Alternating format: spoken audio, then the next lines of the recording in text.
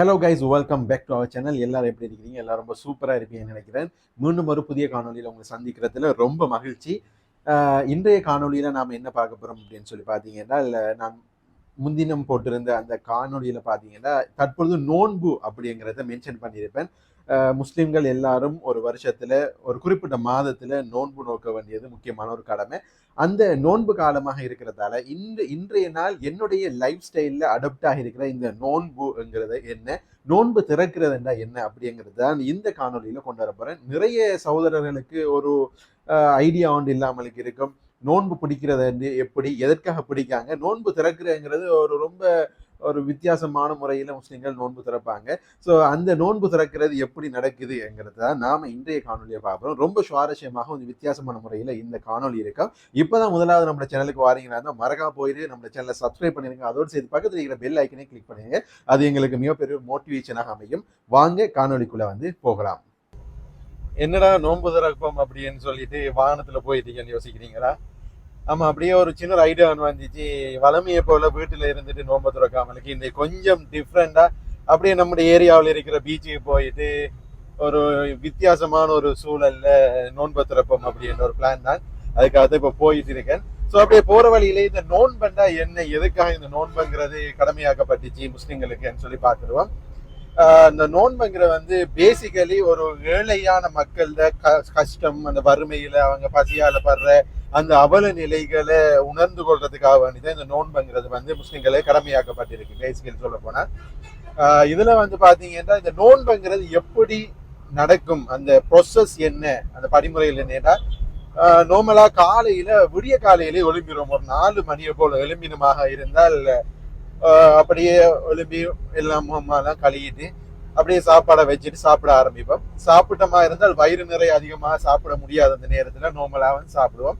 சாப்பிட்டுட்டு ஒரு குறிப்பிட்ட நேரம் இருக்குது, ஒரு 5 மணியோட வந்து சாப்பாடு எல்லாத்தையுமே நிப்பாட்டிடணும். அந்த 5 மணி ஆகும் பொழுது நாம என்ன செய்வோம்னா, சாப்பாடு எல்லாத்தையும் நிப்பாட்டினமா இருந்தால் சாப்பாடு தண்ணி எதுவா இருந்தாலும் 5 மணிக்கு முதலே நாம பினிஷ் பண்ணிடணும். இந்த ஏரியாவில சரியான டிராபிக்கா இருக்குது, அதால கொஞ்சம் கவனமாக போக வேணும். அப்ப சாப்பாடு எல்லாத்தையும் நம்ம நிப்பாட்டிடுவோம்.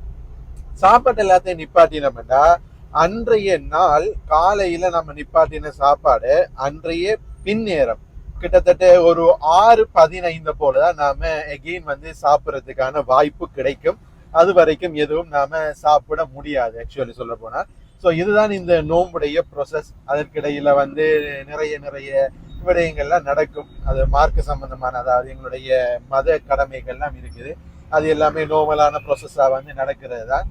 அது தவிர்த்து வந்து பாத்தீங்களா இருந்தால் அதற்கிடையில நோன்பு கஞ்சி அப்படிங்கிற ஒரு விசேஷமான ஒரு நடைமுறை ஒன்று இருக்குது. இந்த நோன்பு வருமா இருந்தால் அதெல்லாம் போயிட்டு நாங்க எங்களுடைய அந்த வழங்குகின்ற இடங்கள் இருக்கு, அங்க போயிட்டு அந்த நோன்பு கஞ்செல்லாம் எடுத்துட்டு வருவோம் நோன்பு திறக்கிறதுக்காக வேண்டி.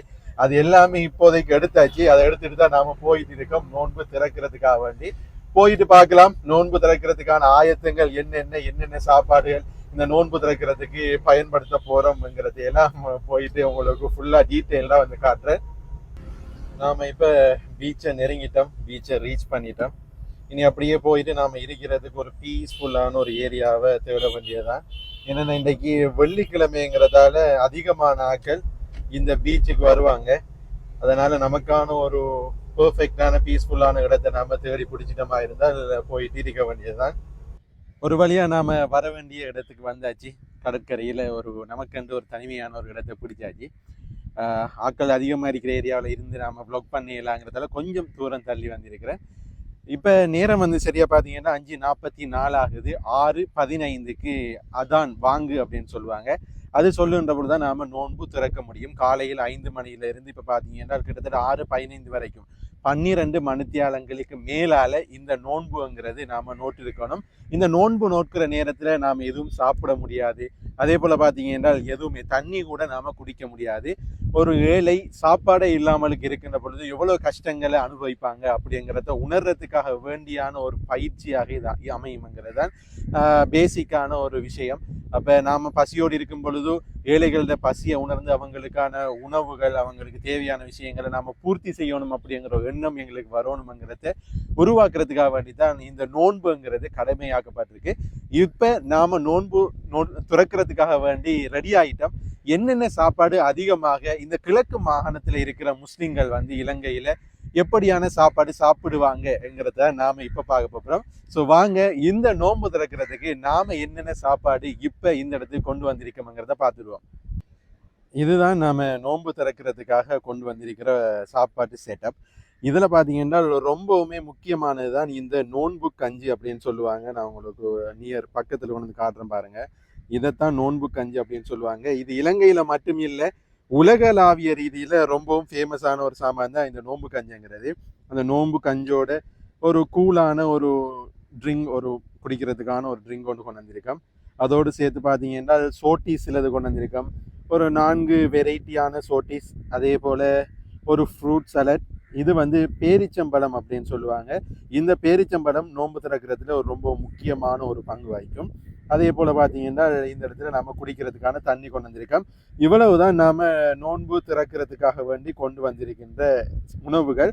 இதில் நாம் எப்படி நோன்பு திறக்கணும்னு சொல்லி பார்த்தீங்கன்னா, ஃபர்ஸ்ட்டுக்கு வந்து வாங்கு என்ற அந்த அதான் சொல்லுகின்ற பொழுது ஃபர்ஸ்ட்டுக்கு பேரிச்சம்பழத்தை சாப்பிட்டுட்டு அதுக்கப்புறம் இந்த தண்ணியை வந்து குடிப்போம். குடித்ததுக்கு பிறகுதான் இதில் இருக்கிற உணவுகளை வந்து நாம் சாப்பிட ஆரம்பிப்போம். இதில் சாப்பிட்றதுக்கான ஒரு சில நுட்பங்கள் இருக்குது. அப்படி சாப்பிடுகின்ற பொழுது ஒரு சாப்பாடோட இன்னொரு சாப்பாடை வந்து நம்ம கம்பைன் பண்ணி சாப்பிட்டோம்னா, சேர்த்து சாப்பிட்டோம்னா அந்த டேஸ்ட்டே வேற லெவலில் இருக்கும்.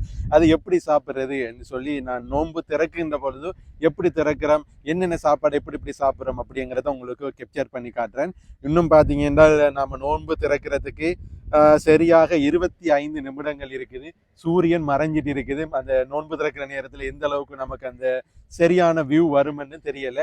முடிஞ்ச வரைக்கும் உங்களுக்கு பெஸ்டான குவாலிட்டியில் தாரத்துக்கு இந்த வீடியோவை முயற்சி செய்கிறேன். இப்போ சரியா நேரம் வந்து பார்த்தீங்கன்னா 6:15 ஆகிட்டு. அதான் சொல்கிற அந்த சத்தமும் வந்து கேட்குது. இந்த டைமுக்கு தான் சரியா நோன்பை வந்து நாம் திறக்க வேணும். நோன்பை திறக்கிறதுக்கு முதலாவதாக நாம் ஒரு பேரிச்சம்பழத்தை எடுத்து என்ன செய்வோம்னா சாப்பிடுவோம்.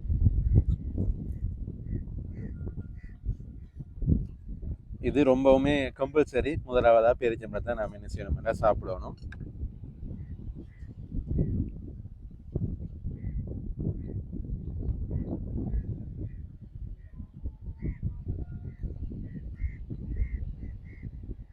பேரிச்சம்பழத்தை சாப்பிட்டு அப்படி நாம் என்ன செய்ய முடியாது, தண்ணியை வந்து குடிக்க வேண்டியது.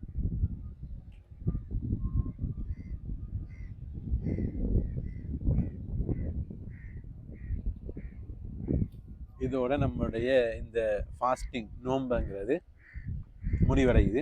காலையில் 5 மணிக்கு ஸ்டார்ட் பண்ணது 6:15க்கு நாம் முடிவடைச்சிட்டோம். அதுக்கப்புறம் நாம் இறைவன்கிட்ட கேட்க வேண்டிய அந்த வேண்டுதல்கள், துவாக்கள் எல்லாத்தையுமே நாம் என்ன செய்யலாம் இந்த டைமில் கேட்டுட்டு, அதுக்கப்புறம் நம்ம ரொம்ப பசியில் இருப்போம். நம்மளுடைய சாப்பாடுகளுக்கு நேரடியாக போயிட வேண்டியா. இப்போ நான் என்ன செய்ய போகிறேன் என்றால், நம்மளுடைய அந்த ரொம்ப ஃபேமஸான வேர்ல்டு வைட் ஃபேமஸான பிரபலமான அந்த கஞ்சை வந்து நோன்பு கஞ்சை குடிக்க போகிறேன். அதில் நம்ம குடிக்கும் பொழுது சோட்டிஸோட சேர்த்து அந்த கஞ்சை குடித்த மாதிரி இருந்தால் வேறு லெவல் டேஸ்ட்டில் இருக்கும். அதுலேயும் குறிப்பாக சொல்ல போனால் இந்த இடத்துல பார்த்தீங்க என்றால் இந்த சமூசாவோட சேர்த்து இந்த கஞ்சை நாம் குடிக்கின்ற பொழுது வார டேஸ்ட்டே வேறு லெவலில் இருக்கும். ஸோ இதில் நாம் நிச்சயம் ஒரு கடிப்போம். இந்த சமோசாவோட ஒரு கடிச்சதோட இந்த கஞ்சி, நோன்பு கஞ்சியில் வந்து குடிக்குவாங்க.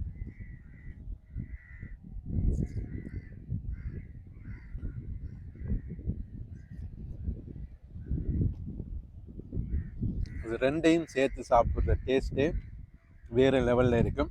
ஸோ இதுதான் எங்களுடைய முஸ்லிம்களுடைய நோன்பு திறக்குகின்ற அந்த நிகழ்வு. இதில் நம்ம இதை சாப்பிட்டதுக்கு அப்புறம் ஒவ்வொன்று ஒன்றாக நமக்கு தேவையான விடயங்களை நம்ம சாப்பிட்டு கொள்ளும். திருப்பி பார்த்தீங்கன்னா காலையில் 5 மணி வரைக்கும் நம்ம விரும்பியதை வந்து சாப்பிடலாம். அதற்காக இருக்கிற நேரம்லாம் சாப்பிட்ருக்கிறது இல்லை. குறிப்பிட்ட நம்ம வளமையாக சாப்பிட்றது போன்ற அளவில் நாங்கள் சாப்பிடுவோம். ஏன்னா மற்ற நேரங்கள் நம்ம வயிறு வெறுமனை போட்டு வச்சுக்கிறது ஒரு நல்ல நோக்கத்துக்காக வேண்டி தான் நம்ம அதை அப்படி செய்கிறோம். அதனால நாம் மிச்சம் நிற்கிற நேரமெல்லாம் சாப்பிட்டுட்டோ அந்த குறிப்பிட்ட நேரம் மட்டும் சாப்பிடாமல் இருக்காமல் இருக்கு. வளமையாக சாப்பிட்ற மாதிரி நம்ம இப்போ சாப்பிட்ட மாதிரி இருந்தால் எகெயின் வந்து நான் காலையெல்லாம் சாப்பிடுவேன். இப்போ சாப்பிட்டேன்னா திருப்ப நான் 4 மணிக்கு தான் நம்பி சாப்பிடுவேன். அதுக்கு இடையில பெரிதாக எதுவுமே நான் சாப்பிட மாட்டேன். அதுக்கு இடைப்பட்ட நேரங்களில் சாப்பிடாமலுக்கு நோன்பு நோட்டிருப்பேன். இதுதான் முஸ்லிம்களுடைய இந்த நோன்பு என்கின்ற இந்த கடமையுடைய அந்த விளக்கங்களை நாம் இந்த காணொலியில் சுருக்கமாக வந்து பார்த்துருப்போம். நிச்சயமாக இந்த காணொலி உங்களுக்கு பிடிச்சிருக்குமென்னு நினைக்கிறேன். எனக்கு ரொம்ப பசியாக இருக்குது. அதனால் இந்த காணொலியை இதோடு முடிச்சு கொள்கிறேன். மீண்டும் ஒரு சூப்பரான காணொலியில் உங்களை சந்திக்கும் வரை உங்களிடம் விடைபெற்றுக் கொள்கின்றேன். டாடா பாய் பாய்.